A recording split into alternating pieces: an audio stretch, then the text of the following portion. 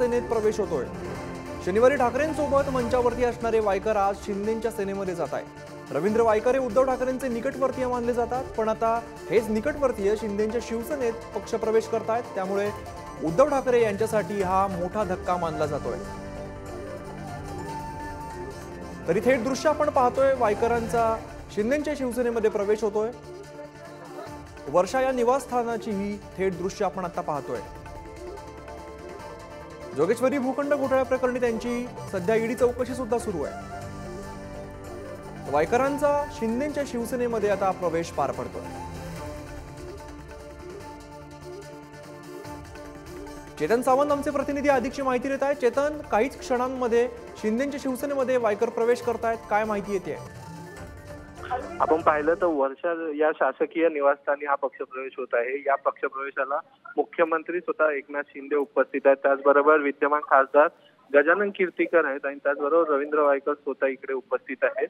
थोड्याच वेळात आता पक्षप्रवेश होत आहे। आपण थेट ही दृश्य पाहू शकतो जी पक्षप्रवेश होत आहे। आणि आपण पाहिलं असेल तर आमदार रवींद्र वायकर यांचा शिंदेच्या शिवसेनेमध्ये प्रवेश होणार अशा चर्चा ज्या सुरू होत्या, या चर्चेला पूर्णविराम लागलेला आहे। आता अवघ्या काही सेकंदामध्येच रवींद्र वायकर यांचा पक्षप्रवेश होताना आपण पाहत आहोत। मोठ्या प्रमाणात असं शक्ती प्रदर्शन करत रवींद्र वायकर हे वर्षा या निवासस्थानी पोहोचलेले आहेत। वर्षा या निवासस्थानी दाखल झाले आहेत आणि महत्वाचे कार्यकर्ते, महत्वाचे पदाधिकारी ठाकरेंच्या शिवसेनेमध्ये हे रवींद्र वायकर यांच्या सोबत एकनाथ शिंदे यांच्या शिवसेनेमध्ये प्रवेश करताना आपल्याला पाहायला मिळत आहे। धन्यवाद चेतन, या सगळ्या माहितीसाठी वेळोवेळी अपडेट्स घेत राहू। थोड्याच वेळामध्ये हा प्रवेश आता पार पडतो। शीतल, मनीषा वहिनींना बोलव। मनीषा वहिनी कुठे असतील तर कुठल्या स्टेजवर यायचंय? वहिनी रचना ताई या।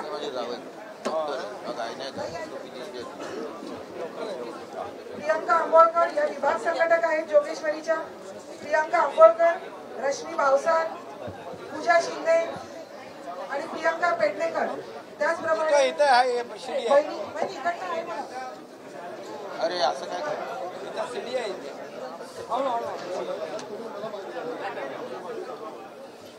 इकडे या। ओ मनीषा वहिनी इकडे या।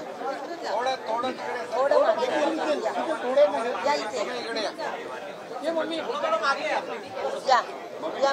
मी हात धरते, या। राहुल करण्याची जरा पुढे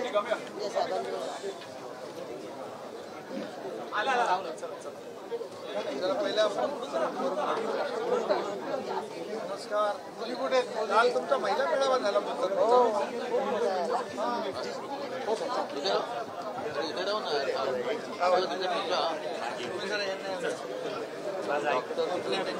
डॉक्टर इकडे आहे ना? डॉक्टर या, आमदार रवींद्रजी वायकर यांच्या खऱ्या शिवसेनेत प्रवेश होतात। माननीय मुख्यमंत्री एकनाथ शिंदे साहेबांच्या हस्ते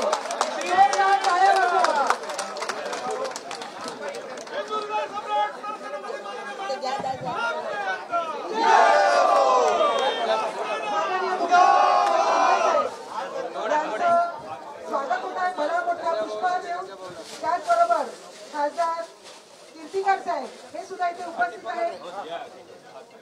मनीषा वहिनी, आपले उपनेते कमलेश रायजी इथे आहेत। मीना कांबळे, रवींद्र वायकर आगे बढ़ो, हम तुम्हारे साथ हैं।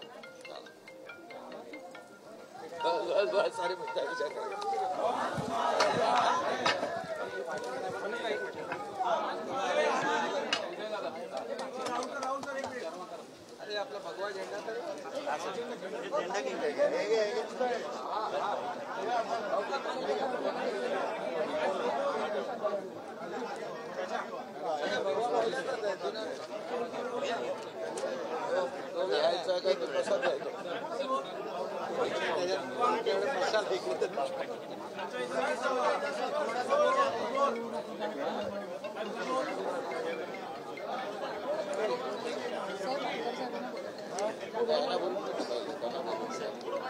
रचनाला पुढे घे ना। रचना सावंत, रचना विभाग प्रमुख तिला पुढे घे। रचना ये, माननीय रचना उभी राहा। यांना विनंती करते. रचना सावंत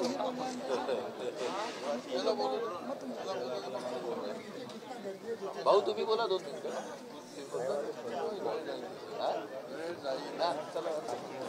माननीय खासदार गजानन कीर्तीकर जी आपल्याशी 2 शब्द बोलत आहेत.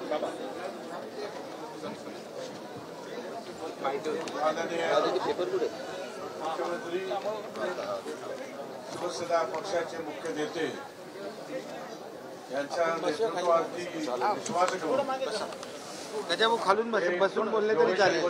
कर्तबगार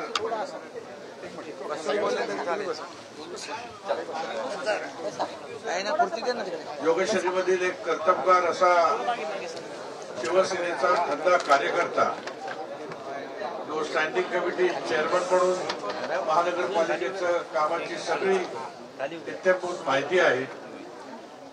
त्याचप्रमाणे 92 ते 2007 पर्यंत 4 वेळेला नगरसेवक स्टँडिंग कमिटी, त्याचप्रमाणे सलग 3 वेळेला आमदार, राज्यमंत्री गृहनिर्माण, पालकमंत्री रत्नागिरी जिल्हा आणि शिवसेना नेता उद्धव ठाकरे गटाचे.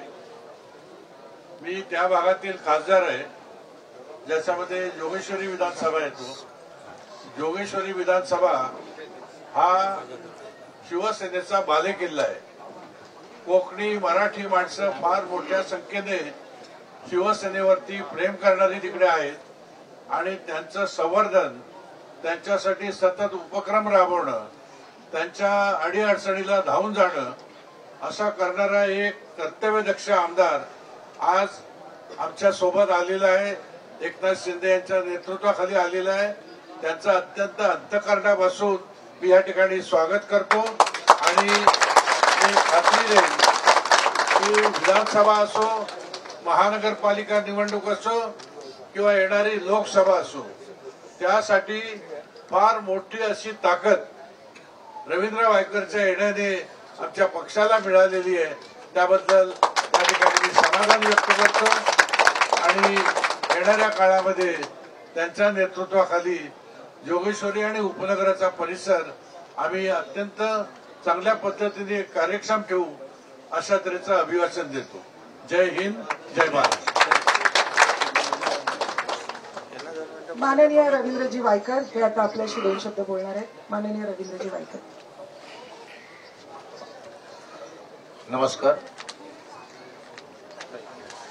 महाराष्ट्र राज्याचे सन्माननीय मुख्यमंत्री श्री एकनाथजी शिंदेजी,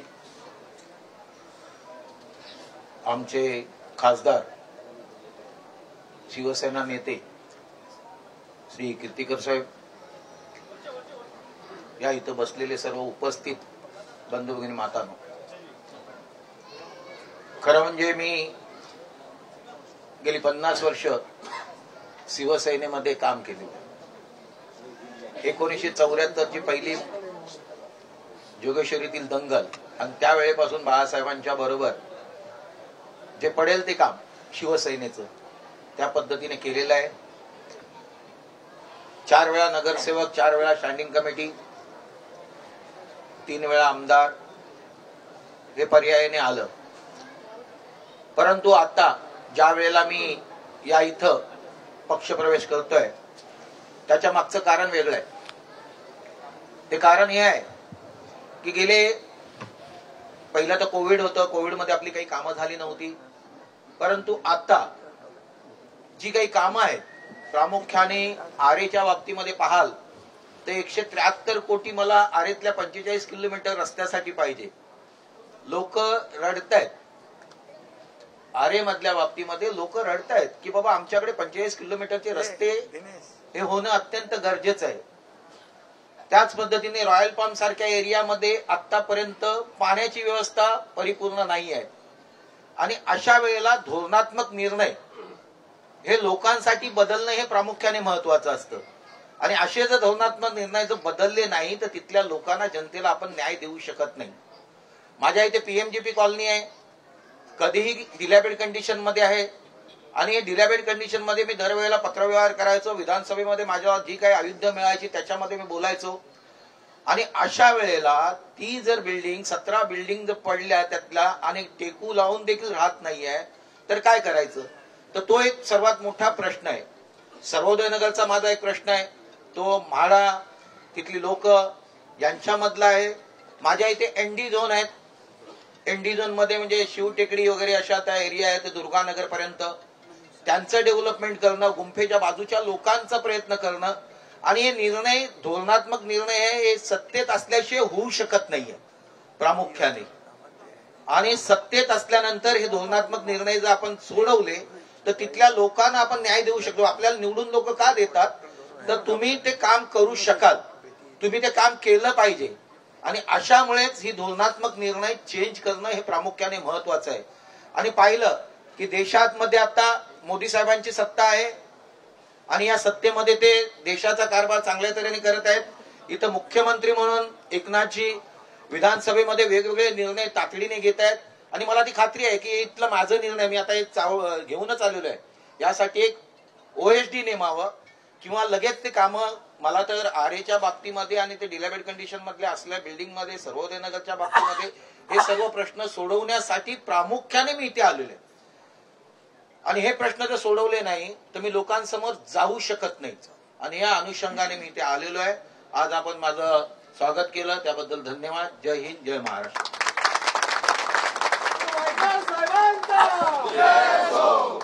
एकनाथ शिंदे साहब आगे बढ़ो, वायकर साहब आगे बढ़ो, वायकर साहब आगे बढ़ो.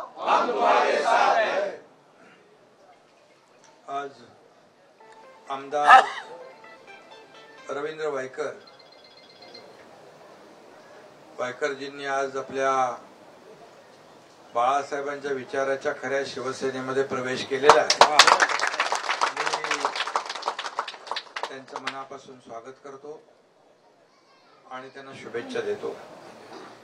कीर्तीकर साहेबांनी त्यांच्याबद्दल अगोदर आपल्या मनोगतातून माहिती दिलेली आहे.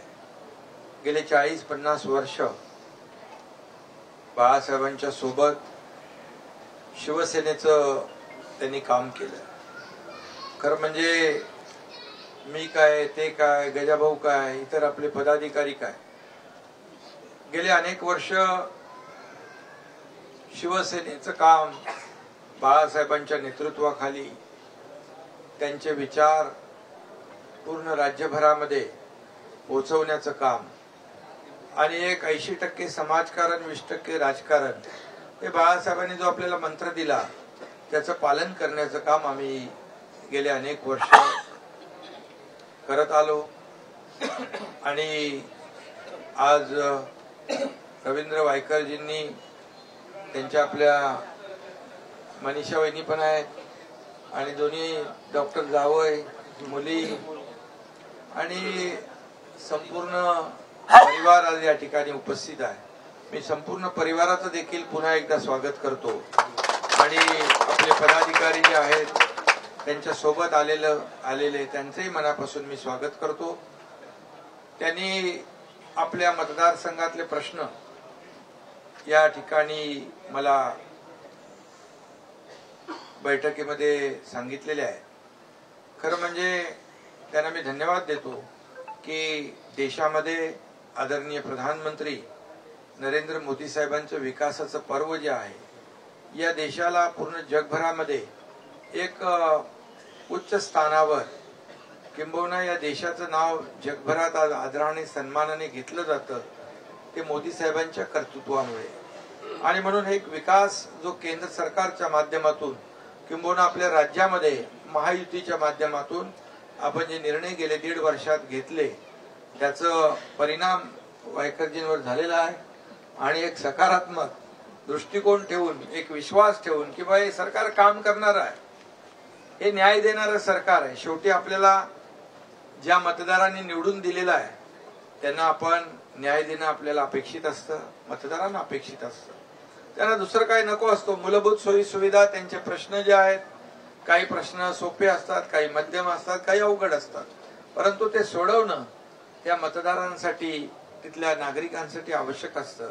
आणि म्हणून आज रवींद्र वायकरजींनी त्यांनी विश्वास ठेवलेला आहे की आमच्या मतदारांना, नागरिकांना, किंबहुना त्यांचं फक्त मतदारसंघापुरतं काम नाहीये, त्यांचं गेले अनेक वर्ष काम करतायत.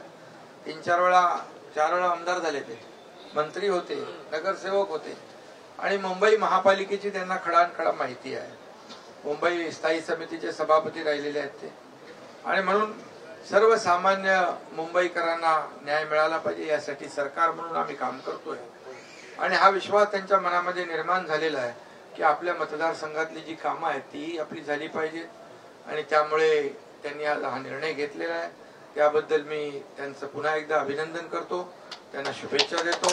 आणि त्याचबरोबर काही माझे आणि त्यांचे समज गैरसमज, काही लोक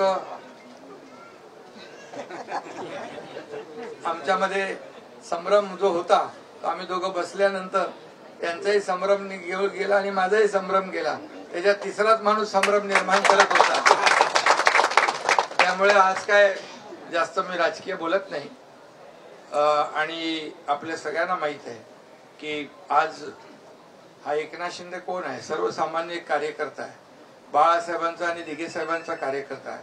आज 40 अधिक 10 50 आमदार आणि 13 खासदारांनी जो विश्वास ठेवला आहे, आज राज्यभरातून दर दिवशी जिल्ह्यातून तालुक्यातून लोकप्रतिनिधी आणि पदाधिकारी आज शिवसेनेमध्ये प्रवेश करतायत. आणि ते एका विश्वासामुळे, कारण एकदा मी शब्द दिला तो मी कधी फिरवत नाही, पूर्ण करतो. ही जो काही माझ्याबद्दल लोकांच्या मनामध्ये विश्वास आहे, त्यामुळेच हे सरकार जे आहे आपलं स्थापन आपण केलं 1.5-2 वर्षापूर्वी बाळासाहेबांच्या विचारांचं. आणि त्यावेळेस देखील शिवसेना भाजपा युती म्हणून आपण निवडणुका लढवल्या होत्या आणि शिवसेना भाजपा युती म्हणूनच सरकार स्थापन व्हायला पाहिजे होतं असं सर्वसामान्य जनतेचं महाराष्ट्रातल्या एक मत होतं.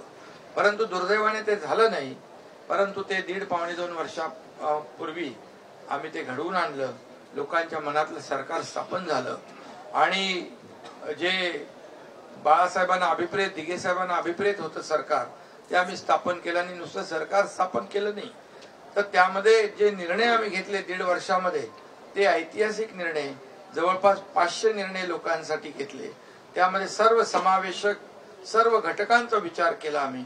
शेतकरी असतील, कष्टकरी, कामगार, महिला भगिनी, तरुण, युवा, ज्येष्ठ सगळ्यांसाठी निर्णय आतापर्यंत जे झाले नव्हते ते निर्णय आपल्या सरकारने घेतले.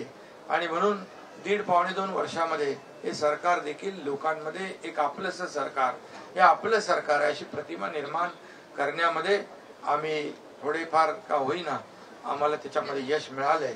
कारण आज जिकडे जिकडे आपले कार्यक्रम असतात, उद्घाटन असतात, भूमिपूजन असतात, शासन आपल्या दारी असेल, महिला सक्षमीकरण असेल, इतर ज्या काही कार्यक्रमांमधून हजारो लोक त्यामध्ये येतात आणि सरकारला विश्वास दाखवतात, सरकारवर विश्वास ठेवतात, सरकारच्या कामांवर विश्वास ठेवतात.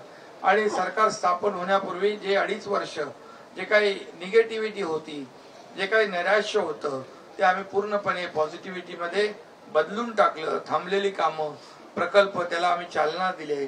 खरं म्हणजे राज्यकर्त्यांनी आपलं मत बाजूला ठेवून सर्वसामान्य माणसांचं मत काय, त्यांचा फायदा काय, त्यांचा विकास, त्यांच्या जीवनामध्ये काय बदल होईल, चांगले दिवस कसे येतील हे पाहून निर्णय घ्यायचे असं. परंतु दुर्दैवाने ते पूर्वी झालं नाही. आज मी काय बोलू इच्छित नाही. मी नक्की त्याबद्दल जेव्हा जेव्हा वेळ येते तेव्हा बोलतो. पण आज एक सकारात्मक या राज्यामध्ये एक विकासाचं पर्व सुरू झालेलं आहे. आपल्या राज्यात, देशामध्ये 1ल्या क्रमांकाचे पायाभूत सुविधा प्रकल्प सुरू आहे. हे राज्य आपलं पुरोगामी राज्य आहे आणि हे प्रगत राज्य आहे. त्याला मोठ्या जेव्हा जेव्हा वेळ येते तेव्हा बोलतो. पण आज एक सकारात्मक या राज्यामध्ये एक विकासाचं पर्व सुरू झालेलं आहे. आपल्या राज्यात, देशामध्ये 1ल्या क्रमांकाचे पायाभूत सुविधा प्रकल्प सुरू आहे. हे राज्य आपलं पुरोगामी राज्य आहे आणि हे प्रगत राज्य आहे. त्याला मोठ्या प्रमाणावर पुढे नेण्याचं काम आम्ही करतोय.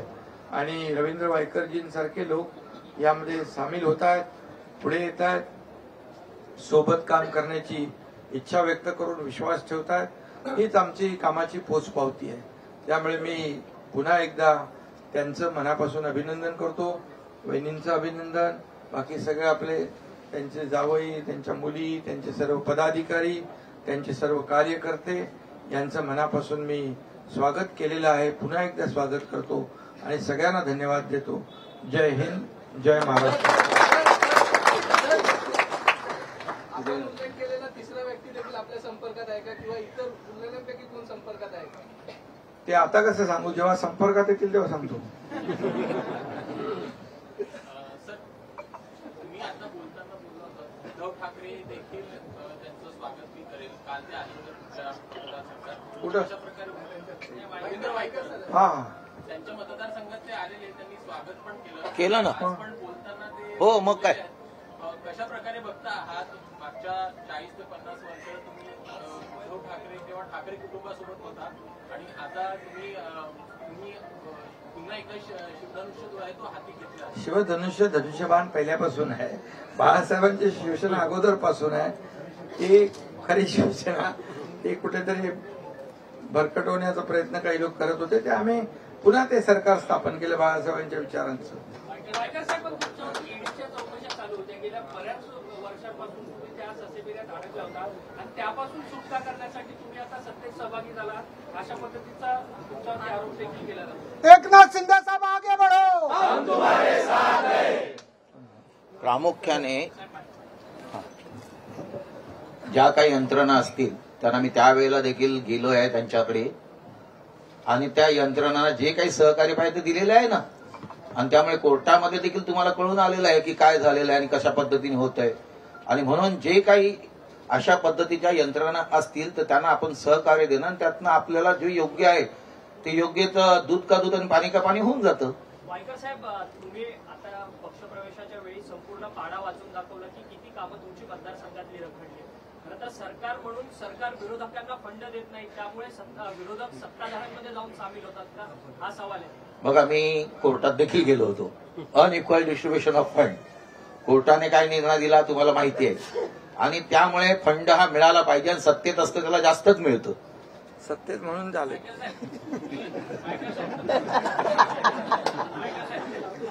एक उल्लेख केला की मी विकासासाठी आपल्या म्हणजे एकनाथ शिंदे सोबत तुम्ही खांद्याला खांदा लावून काम करणार. त्यानंतर गेले अनेक वर्ष तुम्हाला राजकीय अनुभव आहे. तुम्ही सत्ताधारी देखील राहिला, विरोधी पक्षात देखील राहिला, मंत्री देखील राहिलेला. पण असं काय घडलं की एवढ्या उशिरा आपल्याला कळालं की आपल्याला सत्तेत राहावं लागेल. मी कोर्टातही गेलो होतो ना. अनइक्वल डिस्ट्रीब्युशन ऑफ फंड नाही माझा पास झाला. सभागृहामध्ये मग मी त्या गोष्टी मांडल्या. आणि मग सत्तेशिवाय पर्याय नसतं. सत्ता असेल तर तुम्ही सर्व काम करून देऊ शकता. तुम्हाला ज्यावेळेला लोक निवडून देतात त्यावेळेला त्यांची इच्छा असते. व्यक्ती पक्ष तर असतंच, पण व्यक्तीकडनं ती कामं देखील झाली पाहिजे, प्रामुख्याने महत्वाचं असतं. एक मिनिट. अरे बाबा, 2.5 वर्ष जी सत्ता अगोदर होती तिथं कामं झाली असती तर त्यांनी तिकडे आले असते का? आता त्यांना विश्वास आहे की हे सरकार काम करणार आहे आणि त्यामुळे मलाही अनुभव आहे अगोदरच्या सरकारचा, कारण मी होतो त्याच्यात. आणि यांनाही खरं म्हणजे काही जे काही यांना काही लोक सांगत होते की एकनाथ शिंदेमुळे हे झालं, मला काही लोक सांगत होते रवींद्र वायकरमुळे हे झालं. ते आमचं आता दोघं बसल्यामुळे आम्ही रूबरू बोललो, त्यामुळे कळलं की आमचं दोघांच्या मध्ये काहीच नाही, परंतु ते निर्माण करण्याचं काम कुणीतरी केलं. आता ते त्यांना भिंत आता नाहीये. त्यामुळे तुम्हाला मी सांगतो साध्या सोप्या ह्याच्यामध्ये की 2.5 वर्षाचं पूर्वीचं सरकार, त्याचंही काम तुम्ही पाहिलेलं आहे. आणि रवींद्र वायकर यांनी शिंदेच्या शिवसेनेमध्ये प्रवेश केलेल्या या घडामोडीकडे लक्ष असेलच. एक छोटीशी विश्रांती घेतो, लगेचच परत येतोय.